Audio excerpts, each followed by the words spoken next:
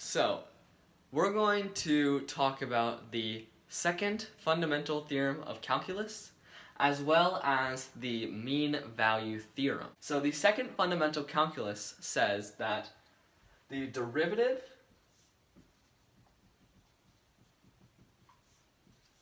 of an integral is equivalent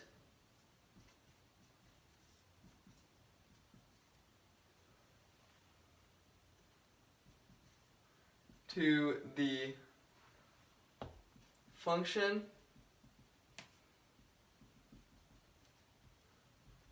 being integrated.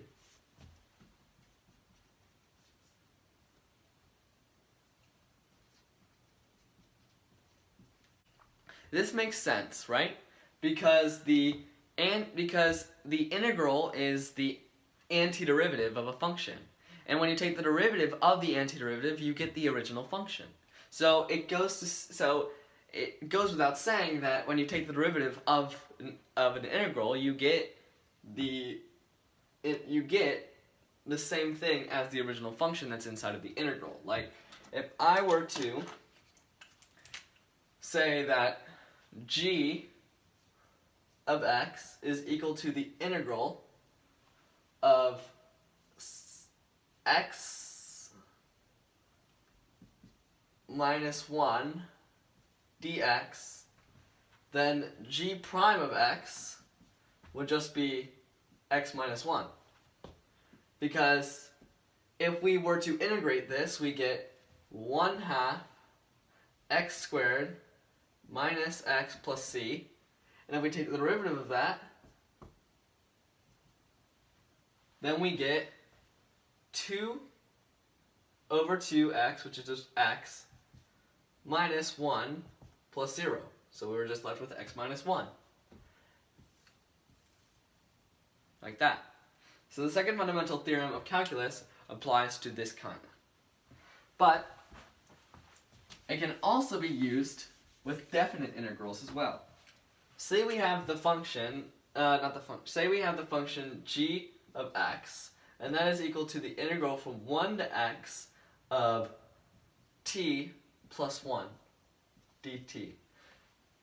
So basically, whenever we input a value for x, we're finding the area into g. We're finding the area from 1 to that value of x on this function t plus 1. So what would g prime of x be? Well, t plus 1, right? If we integrate t plus 1, we get from 1 to x, we get 1/2 t squared plus t from 1 to x, or from x to 1, however you want to say it. So our closed interval is x to 1. So because of that, we just plug in x, which is 1/2 x squared plus x, and then we subtract t, and we subtract when t equals 1. So that's minus, let's write this here, it's equal to 1/2 x squared plus x minus 1/2 times 1 squared is 1/2 plus 1, 3 over 2. So then we're left with is equal to 1/2 x squared plus x minus 3 over 2. So g prime of x is just the derivative of this, which is x plus 1, and then the derivative of negative 3 over 2 is just 0. So we're left with x plus 1. So we've gone from g of x is equal to the integral from 1 to x of t plus 1 dt to g prime of x is equal to x plus 1. The x somehow got in there. And that is because if we have, say, the function g of x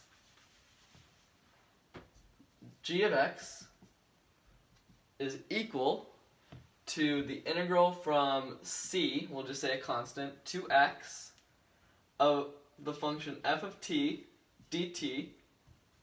This is equal to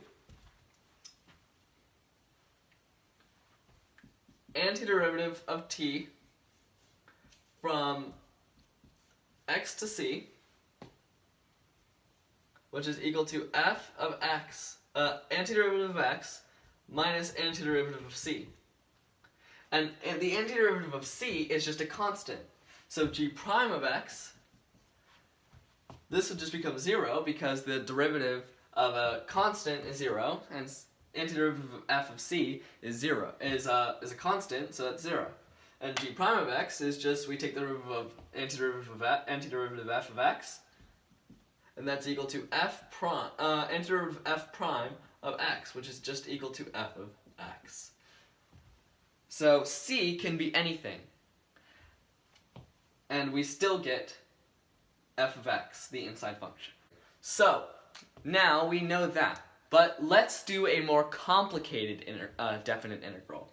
So g of x is equal to the integral from x to x squared of t plus 1 dt. So it's the same function, but now we're going from x to x squared. So how would we do this? Well, based off of the fundamental theorem of calculus, the second fundamental theorem of calculus, all we need to do is just plug in x squared and x. And when we take the derivative, we also have to consider the derivatives of x squared and x. So this is equal to 1/2 t squared plus t from x squared to x, which is equal to 1/2 x squared plus x squared minus 1/2 x squared plus x, which is equal to 1/2 x to the 4th plus x squared minus 1/2 x squared would give us 1/2 x squared plus x, minus plus x, so that's minus x. So we're left with 1/2 x to the 4th plus 1/2 x squared minus x. So that's g of x. So then what's g prime of x? Well, g prime of x is equal to 4/2 x cubed plus x minus 1. How did we get this from t plus 1? Well, the second fundamental theorem of calculus also says that the integral from the function v of x to u of x of f of t dt is equal to u prime of x f of t minus v prime of x f of t.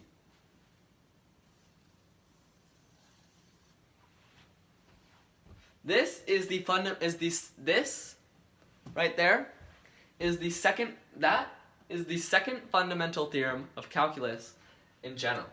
This applies to everything. If v of x, oh, I forgot to put d over dx right there. There we go. So the derivative, right? So this is the entire second. Fundamental theorem of calculus. So all of calculus, all of the calculus fundamentals that deal with the derivatives of an integral fall into this category. So v of x and u of x could just be constants, and the derivative of that would be 0 because you have because that would just be a constant. Because u prime of x would be 0 and v prime of x would also be 0. So you just have that. And the reason why why we don't have v prime of x here is because v prime of x is just 1. So there's nothing to do there. Now we're going to move on to mean value theorem. So the mean value theorem says that for a function f of x within the closed interval from a to b, there lies a point C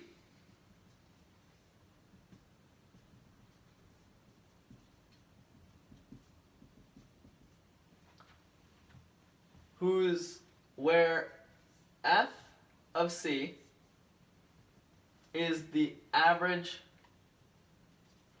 value of that interval, and A is less than or equal to C is less than or equal to B. But normally it's just going to be less than is less than or equal to C is less than or equal to B, like this.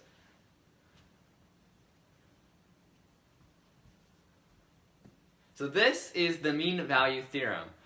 It falls under the category of the first fundamental theorem of calculus, which is just definite integrals. So let's say, when we have this, what we're basically saying is we're saying that f of C is equal to 1 over the distance b minus a, so delta x, or just 1 over b minus a in this case, times the integral from a to b of f of x dx. Like this. And so we have a point C that lies within a to b, within the closed interval a to b, where f of C is equal to the average value of that entire interval. And so this is always true. There's always a value that lies between these 2 points, and this mean value theorem proves this. And this is the definition of the mean value theorem.